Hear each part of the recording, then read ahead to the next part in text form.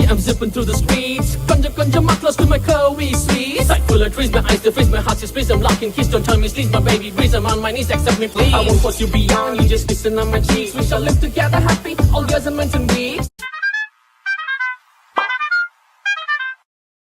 வணக்கம் நான் show also SPC படம் ஆல்சோ எஸ் மிஸ்டே phones welcome back to my channel. So quite place day 1 படம் பார்த்துட்டேன். அது ஒரு ரிவ்யூஸில் தான் வந்திருக்கேன். பார்த்துடலாம். கதைக்களம் என்னன்னு பார்த்தீங்கன்னா, எடுத்த உடனே ஒரு ஹாஸ்பிஸை தான் காட்டுறாங்க. அந்த ஹாஸ்பிஸில் வந்துட்டு நிறைய டெர்மினல் கேன்சர் பேஷண்ட்ஸ் இருக்காங்க, சரிங்களா. ஸோ அந்த கேன்சர் பேஷண்ட்ஸில் ஒரு பேஷண்ட் தான் ஹீரோயினான நம்ம லூபிதா மேம், சரிங்களா. அண்ட் இந்த பேஷண்ட்ஸ் எல்லாமே ஒரு மாதிரி டல்லாக இருக்கிற நோட்டீஸ் பண்ணுற இந்த பேஷண்ட்ஸை பார்த்துக்கிற மேல் நர்ஸ் என்ன டிசைட் பண்ணுறேன்னா, சரி வாங்க எல்லாரும் சேர்ந்து வெளியே போயிட்டு வரலாம் ஒரு நாள், ரொம்ப நாளாக இங்கேயே இருக்கும், நம்ம ஒரு நாள் சிட்டிக்கு போய் அப்படியே ஃபன் பண்ணிவிட்டு அப்படியே ஜாலியாக சுற்றிட்டு சாப்பிட்லாம் வரலாம் அப்படின்னு சொல்லிட்டு எல்லாத்தையும் சேர்த்து கூப்பிட்டு போகிறார் பேஷண்ட்ஸ் எல்லாம், சரிங்களா.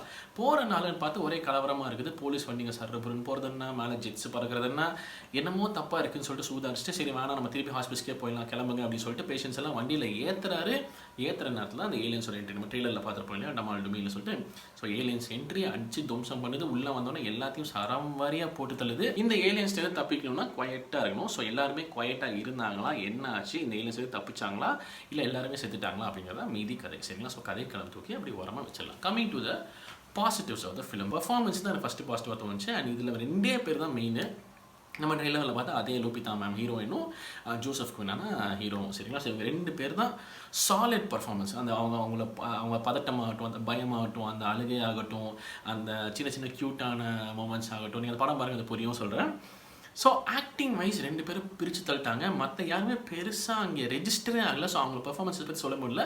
அவங்க என்னென்ன பண்ணுமோ பண்ணிட்டாங்க அப்படின்னு தான் சொல்ல முடியும். வேணும்னா அந்த மேல் நர்ஸ்ன்னு சொன்னாலே அவர் வேணும் ஓரளவுக்கு நல்லா நடிச்சிருந்தார். அவர் கொஞ்சம் ஸ்பேஸ் இருந்தாலும் அவரோட பெர்ஃபார்மன்ஸ் கொஞ்சம் ரெஜிஸ்டர் ஆச்சு. மற்ற யாருமே பெருசாக ரெஜிஸ்டரே ஆகலை. இவங்க ரெண்டு பேருக்கு அப்புறம் ரெஜிஸ்டரான மெயின் கேரக்டர் யாருன்னு பார்த்தீங்கன்னா பூனை, சரி, பூனை, அதுக்கப்புறம் ஏலியன். இந்த 4 பேர் தான் வந்துட்டு ரெஜிஸ்டர் ஆக, மற்ற யாருமே ரெஜிஸ்டர் ஆகலை. பட் இவங்க ரெண்டு பேர் பெர்ஃபார்மன்ஸ் ஒரு சாலிட். பூனையோட பெர்ஃபார்மன்ஸும் அப்படி இருந்துச்சு. அதை பற்றி நான் சொல்கிறேன், சரிங்களா. ஸோ பர்ஃபார்மன்ஸ் வைஸ் ஃபஸ்ட்டு பாசிட்டிவாக நான் பார்க்குறேன். செகண்ட் பாசிட்டிவ் வந்துட்டு சவுண்ட் டிசைன். இந்த மாதிரி அது எஸ்பெஷலி இந்த மாதிரி ஒரு குவைட்டாக ஒரே மயான அமைதியமாக இருக்கிற படத்தில் வந்து இந்த சவுண்ட்ஸ், சின்ன சின்ன சவுண்ட்ஸை நமக்கு ஒரு இம்பாக்ட் கொடுக்கும். அந்த புக்கு விழுகிற சவுண்ட் ஆகட்டும், அந்த ஒரு பெட்டி விழுகிற சவுண்ட் ஆகட்டும், அந்த கண்ணாடியோட இருக்கிற அந்த ஏலியனோட பெல்லோயிங் சவுண்ட் ஆகட்டும், அண்ட் சொல்லிட்டே போகலாம், அந்த ஒரு நடக்கிற சவுண்டாக முட்டுங்கிற சவுண்ட் ஆகட்டும், அந்த பிளாஸ்ட் ஒரு மாதிரி விட்டு வெடிக்க ஒரு மாதிரி அடிக்கும், அந்த சவுண்ட் ஆகட்டும்.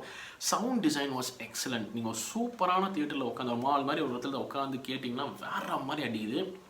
அது டெஃபினட் பாசிட்டிவாக நான் சொல்லுவேன், சரிங்களா. அண்ட் மூணாவது சினிமாட்டோகிராஃபி வாஸ் எக்ஸலண்ட். எனக்கு ட்ரெயிலர்லேயே 2-3 ஷாட் ரொம்ப பிடிச்சது. அந்த பிரிட்ஜ் மாதிரி ஒரு எரிஞ்சு விழுகிற ஷாட் ஆகட்டும், இவங்க ரெண்டு பேர் இந்த ஹீரோயின் ஓடி வரும்போது வந்துட்டு அந்த கேமரா ஒரு மாதிரி இப்படி வந்து அந்த பில்டிங் ஒரு மாதிரி காட்டும், அந்த ஷாட் ஆகட்டும். நிறைய tight shots beautiful to watch. And especially அந்த ஃபஸ்ட்டு டைம் அந்த ஏலியன் வந்து அந்த பிளாஸ்ட் ஒன்று ஆகும். இவங்க ஹீரோயின் வந்து சுத்தமாக எதிர்பார்க்காம உட்காந்துருக்கிற நேரத்தில் ஒரு பிளாஸ்ட் ஆகும். மொத்தமாக புகை மூட்டம் ஆயிரும், முகம்லாம் அப்படியே மண்ணை மாதிரி ஒட்டிக்கும், சரியா. ஸோ அந்த மாதிரி ஒரு டைமில் நீங்கள் நினச்சி பாருங்கள், இந்த மாதிரி எதுவுமே எதிர்பார்க்காத நேரத்தில் இப்போ சம்பவம் நடந்து நீங்கள் திடீர்னு பார்க்கும்போது எனக்கு ஒன்றும் புரியலங்கும் போது ஒரு கன்ஃபியூஸ்ட் ஸ்டேட்டில் இருப்பீங்க. அந்த கன்ஃபியூஸ்ட் ஸ்டேட் நம்மளுக்கு சினிமாட்டோகிராஃபியில் ரெஜிஸ்டர் பண்ணியிருப்போம். ஒரு மாதிரி கேமரா ஆடிக்கிட்டே இருக்கும், அவங்க ஒரு அன்செட்டில்டாக இருக்காங்கிறது நம்மளை சென்ஸ் பண்ண வைப்பாங்க. ஸோ அந்த மாதிரி விஷயங்கள்லாம் சினிமாட்டோகிராஃபியில் எக்ஸலண்ட்டாக இருந்துச்சு. So visually this movie was a treat, பியூட்டிஃபுல்லாக இருந்துச்சுன்னு சொல்லி ஆகணும். 4வது பாசிட்டிவ் என்னை பொறுத்தளவுக்கு ஒரு 2-3 மியூசிக் பீசஸ் ப்ளே ஆச்சு. அது பியூட்டிஃபுல்லாக இருந்துச்சு, ரொம்ப அழகாக அந்த மாதிரி தோணுச்சு எனக்கு. ஏன்னா பேசிக்கலி இந்த மாதிரி படத்தில் சொன்ன மாதிரி ரொம்ப குவைட்டு தான் அந்த நடக்கிற சவுண்டு, இல்லாட்டி இவங்க ஏதோ சொதப்பும் போது வர டப்புங்கிற சவுண்ட் ஆகட்டும், இல்லாட்டி வந்துட்டு அவங்க விஸ்பர் பண்ணி பேசிக்கிற சவுண்ட் ஆகட்டும், அதெல்லாம் தான் கேட்டே இருப்போம். ஸோ அந்த இடத்துல சின்ன மியூசிக் ப்ளே ஆனாலும் ஒரு மாதிரி அழகாக ரெஜிஸ்டர் ஆகும். அந்த மாதிரி ஒரு 2-3 பீசஸ் கேட்டேன்னு நினைக்கிறேன். It was lovely for me, எனக்கு ரொம்ப அழகாக தோணுச்சு. ஸோ இதெல்லாம் வந்துட்டு படத்தோட, ஸோ மியூசிக்கும் நான் பாசிட்டிவாக சொல்கிறேன், அண்ட் இதெல்லாமே சேர்த்து படத்தோட பாசிட்டிவ்ஸாக நான் சொல்கிறேன். படத்தோட நெகட்டிவ்ஸ் என்னன்னு பார்த்தீங்கன்னா, அந்த ஃபஸ்ட்டு ஒரு படம் வந்துச்சு, இதோட சீக்வல், அந்த படத்தோட ப்ரீக்வல் தான் இது. Day 1 அது Day 470 ஒன்றுமோ வரும், சரிங்களா. ஸோ சீக்வல் அந்த படத்தில் கூட வந்துட்டு அந்த ஏலியன்ஸை வந்து எப்படி ஹேண்டில் பண்ணுறதுன்னு தெரியாமல் ஒரு மாதிரி பதறி அந்த பதட்டம் நம்மளுக்கு ரெஜிஸ்டர் பண்ணுவாங்க. பட் இந்த படத்தில் இப்போ தான் அது வருது, அதை வச்சு 400 நாள் மேலே வாழ்ந்துட்டாங்க, இந்த ஏலியன்ஸ் இப்படி தான் இருக்கும், ஸோ நம்ம கேர்ஃபுல்லாக இருக்கணுங்கிறது அவங்க அண்டர்ஸ்டாண்ட் பண்ணிவிட்டு ஒரு மாதிரி வாழ்ந்துட்டு இருப்பாங்கிறது ஓகே. ஆனால் அந்த நேரத்தில் அவ்வளோ பதற ஆட்கள் ஃபஸ்ட்டு டே வரும்போது உடனே வந்துட்டு குவைட்டாக இருக்கணும் கண்டுபிடிச்சாங்க, தண்ணியில் போனால் ஒன்றும் பண்ணாது. அந்த ஸ்ட்ரகிளோ ஆர் அந்த கன்ஃபியூஸ்டு ஸ்டேட், அது எப்படி அதை சார்ட் அவுட் பண்ணுறதுன்னு தெரியாமல் அந்த பதட்டம் எதுவுமே காட்டல, ஒரு மாதிரி டைரெக்டாக கொடுத்த மாதிரி இருந்துச்சு solution. So which was not making an impact basically. So அது வந்து எனக்கு ஒரு அப்படியே ஒரு புல் பேக் மாதிரி இருந்துச்சு. 1. 2வது பூனை.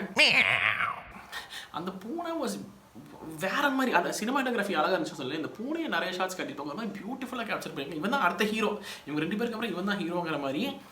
அந்த பூனை வாஸ் ஜஸ்ட் டூ அன்ரியலிஸ்டிக்னு தோணுச்சு. மீனிங் டு சே என்ன சொல்கிறேன்னா, அவ்வளோ கலவரம் நடக்குது, பூனை ஒரு சவுண்டு போட மாதிரி அவ்வளோ குவாய்டாக இருக்குது. ஒரு மியாவும் கூட பண்ணாதா, இல்லை அந்த ஏதோ சவுண்ட்லாம் வருமே, அதில் எதுவுமே பண்ண மாட்டேங்குது, எந்த கிறுக்குத்தனமும் பண்ண மாட்டேங்குது. It's like perfectly cooperating with actors. அது வந்துட்டு கொஞ்சம் அன்ரியலிஸ்டிக்காக இருந்துச்சு. அது கொஞ்சம் தெரில, அப்படி தான் பிளான் பண்ணாங்களா என்னன்னு தெரில. பட் எனக்கு கொஞ்சம் அது இவ்வளோ எல்லாம் கரெக்டாக இருக்க முடியாத ஒரு பூனைனால அப்படிங்கிற மாதிரி தோணுச்சு. அது ஒரு மாதிரி இது இருந்துச்சு. 3வது ஏலியன்ஸ் வந்துட்டு பெருசாக ஃபியர் கிரியேட் பண்ணல. ஜம்ப் ஸ்கேர்ஸ் இருந்துச்சு, ஒரு 2-3 ஜம்ப் ஸ்கேர்ஸ் டப் டப்னு ஒரு 2-3 இடத்துல திக்குன்னு தூக்கி வாரி போட்டுச்சு. பட் அதை தாண்டி வந்துட்டு அப்படியே அதை பார்க்கும்போது அப்படியே இன்டிமேட் ஆச்சா அது மாதிரிலாம் பார்த்தீங்கன்னா, மேபி நம்ம நிறைய ஏலியன் படங்கள் பார்த்துருந்தாலும் அந்த இம்பாக்ட் வர மாதிரி தான் என்னன்னு தெரியல. பட் பெருசாக ஒரு ஃபியர் கிரியேட் பண்ணிச்சு, அப்படியே வேறு லெவலில் உட்கார வச்சுதான் அப்படிங்கிற மாதிரி எனக்கு தெரியல. ஸோ ஓவரால் வந்துட்டு ஒரு குட் வாட்ச். மோசம்னு சொல்லவே முடியாது, எக்ஸலண்ட்னு சொல்ல முடியாது. So it's a good watch. But learning பர்பஸ்க்காக வேணால் நீங்கள் இந்த படம் தாராளமாக பார்க்கலாம். சொன்ன மாதிரி சவுண்ட் டிசைன், சினிமாட்டோகிராஃபி இதில் இன்ட்ரெஸ்ட் இருக்க ஆட்கள்லாம் தாராளமாக பார்க்கலாம். ஒரு மாதிரி பயங்கரமாக எஸ்பெஷலி சவுண்ட் டிசைன் கற்றுக்கிறார்கள் ரொம்பவே ஹெல்ப்ஃபுல்லாக இருக்கும் அப்படிங்கிற மாதிரி தோணுச்சு. அது ஒரு பக்கம். பட் அதர்வைஸ் நார்மல் ஆடியன்ஸ்க்கு வந்துட்டு நீங்கள் இது வேணா தேட்டரில் ட்ரை பண்ணலாம். எனக்கு ஏலியன் படம்லாம் பிடிக்குமா, சும்மாவே எனக்கு பார்க்க பிடிக்கும், போய் பார்க்கலாம் தாராளமாக, இல்லை வெயிட் பண்ணி ஓடிட்டு தான் பார்க்கலாம் அப்படிங்கிற மாதிரி சொல்லிட்டு இது நான் review on quiet place Day 1 அப்படின்னு சொல்லிட்டு உங்கள் தாட்ஸ் எனக்கு மறக்காம கான்வர்சேஷன் சொல்லுங்கள் சொல்லிட்டு வீடியோ முடிச்சுக்கலாம். பார்த்து நன்றி. கூடி சீக்கிரம் அடுத்த சந்திக்கிறேன், மறக்காம பண்ணிடுங்க. Okay, thank you so much for வாட்சிங். நான் ஷோ signing off. Take care and piece.